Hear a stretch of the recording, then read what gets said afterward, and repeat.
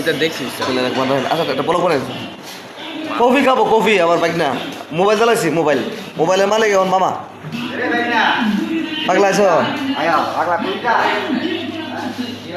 hotel পাহাড়ে আসবেন এখন কফি খাবো কফি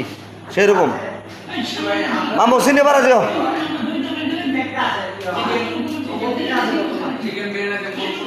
মোবাইলটা চাইছে আমার বাইক না চালাইছি iPhone 15 Pro এটা আমার ছেলে খুব ভালো ছিল খাওয়া দাওয়া করতেছে আসলে হোটেল পালাম না আসলে না হেলে আছে না